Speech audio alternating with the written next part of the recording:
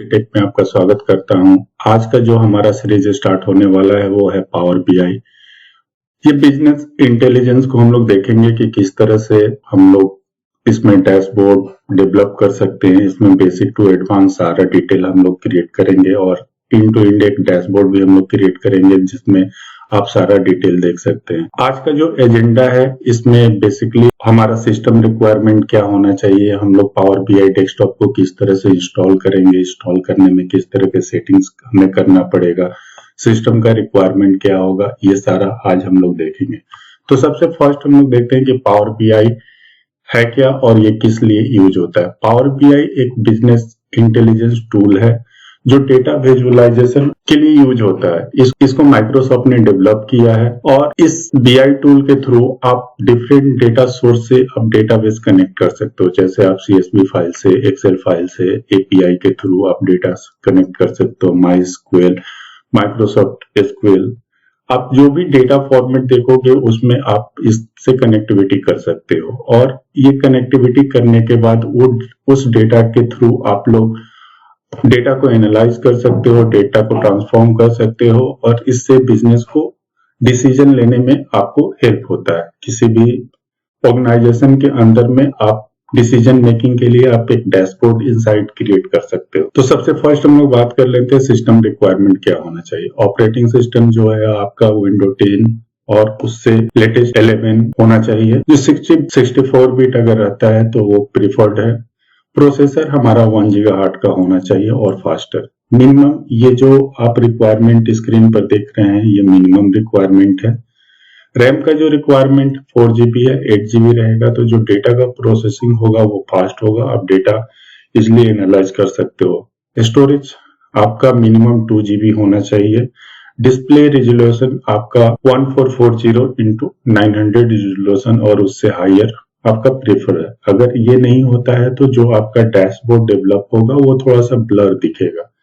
तो इसके बाद का स्टेप अगर हम लोग देखें तो इसके बाद हम चलिए देखते हैं कि पावर बीआई को हम लोग इंस्टॉल किस तरह से करेंगे। तो सबसे फर्स्ट पावर बीआई डाउनलोड करने के लिए सबसे फर्स्ट हम लोग गूगल में जाएंगे, यहाँ पर क्लिक करेंगे पावर बीआई डेस्कटॉप। इस पर क्लिक करने से हमें एक माइक्रोसॉफ्ट का ऑफिशियल साइट पर हम लोग चले जाएंगे और यहाँ पर हमें दिखेगा जो लैंग्वेज में हमें डाउनलोड करना है। हमने सेलेक्ट किया है, यहाँ 64 बिट का हमें डाउनलोड करना है। डाउनलोड पर क्लिक करेंगे तो ये हमारा डाउनलोड स्टार्ट हो जाएगा। एक बार ये डाउनलोड कंप्लीट होने के बाद हम लोग देखते हैं कि उसको हम लोग किस तरह से इंस्टॉल करेंगे। अभी ये फाइल डाउनलोड हम देखेंगे तो यहाँ पर हमारा पावर बीआई का ये देखेंगे तो हमारा पावर बीआई डेस्कटॉप ये डाउनलोड हो गया है। डाउनलोड होने के बाद हम लोग देखते हैं कि इसको किस तरह से इंस्टॉल करना है। तो सबसे फर्स्ट इस आइकन पर आप डबल क्लिक करेंगे तो ये आपका इंस्टॉलेशन प्रोसेस चालू हो जाएगा।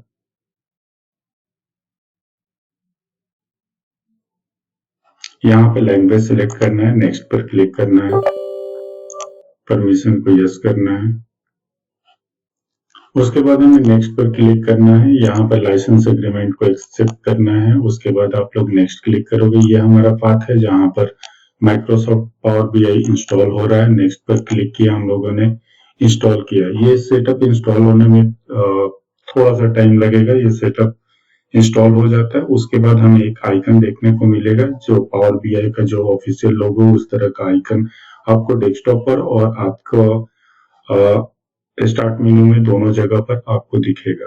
तो एक बार इंस्टॉल हो जाता है। इंस्टॉल होने के बाद इस तरह से हमारा पावर बीआई डेस्कटॉप इंस्टॉल हो गया। इसको फिनिश करने के बाद आप डेस्कटॉप पर देखोगे तो इस तरह का आपको आइकन दिखेगा। इसको स्टार्ट मेन्यू से भी आप लोग क्लिक करके यहाँ से ओपन कर सकते हो पावर बीआई डेस्कटॉप। तो ये दोनों ऑप्शन है जहां से आप लोग पावर बीआई ओपन कर सकते हो। पावर बीआई ओपन करने के बाद ये इस तरह से फर्स्ट आपका लोगो दिख रहा है। उसके बाद सारा मेनू इसमें दिखेगा, किस तरह से डेटा हम लोग इंपोर्ट करेंगे वो सारा डिटेल हम लोग इसमें देख रहे हैं। तो इंस्टॉल होने के बाद आप लोग डबल क्लिक करोगे तो ये आइकन ओपन होगा। आइकन ओपन होने के बाद ये आपका पावर बीआई डेस्कटॉप डेवलपमेंट के लिए तैयार है। अगर यहाँ पर देखा जाए तो आपको कुछ इनिशियल मेनू देखेंगे। मेनू में अगर आप वहां पर माउस का पॉइंटर लेकर जाओगे तो वो मेनू किस पर्पज से यूज होता है। पर आपको साइन इन करना पड़ेगा। आप हॉटमेल में कोई भी अकाउंट के थ्रू आप लोग साइन इन कर सकते हो। मेरे पास इसकी आईडी है तो मैंने उससे साइन इन कर लिया। सबसे फर्स्ट यहाँ पर टैब में देखेंगे तो यहाँ पर एक्सेल वर्कबुक, एसक्यूएल सर्वर, ये सारा डिटेल दिया और हम सबसे फर्स्ट जाते हैं ब्लैंक रिपोर्ट में। तो यहाँ पर आप लोग अपने हिसाब से किस तरह का आपको मोड चाहिए, डार्क चाहिए, लाइट चाहिए, उस हिसाब से आप लोग इसको सेलेक्ट कर सकते हो। मैं ये सेटिंग्स को यहाँ पर ही क्लोज कर देता हूँ। उसके बाद यहाँ पर फर्स्ट अगर यहाँ पर देखेंगे तो हमारा रिपोर्ट व्यू है। रिपोर्ट व्यू बेसिकली उसलिए यूज होता है कि हम लोग जो भी रिपोर्ट क्रिएट करते हैं वो यूजर को देखने में किस तरह का उसका व्यू होगा। उसको टेबल स्ट्रक्चर, टेबल का व्यू देखने के लिए ये आपका मॉडलिंग के लिए यूज होता है कि अगर मल्टीपल डेटा सोर्स कनेक्ट है उसके लिए हम लोग यूज करते हैं। टेक्स्ट क्वेरी के थ्रू हम लोग जो प्रोग्रामिंग करेंगे इसमें ये सारा डिटेल हम लोग आगे की वीडियो में देखेंगे। फर्स्ट इंस्टॉलेशन में यहाँ पर डेटा है, इसमें आप देखोगे तो डिफरेंट आपका सोर्स आपका डेटा कनेक्टिविटी के लिए। नेक्स्ट वीडियो में हम लोग डेटा कनेक्टिविटी के ऊपर देखेंगे। यहाँ पर डेटा में अगर देखोगे तो जो भी हम लोगों ने इंस्टॉल किया होगा, जो भी डेटा इंपोर्ट किया होगा, ये यहाँ पर वो डेटा आपको मैप होकर दिखेगा। Thank you. अगर वीडियो अच्छी लगे तो वीडियो को लाइक कीजिए और चैनल को सब्सक्राइब कीजिए। बाय।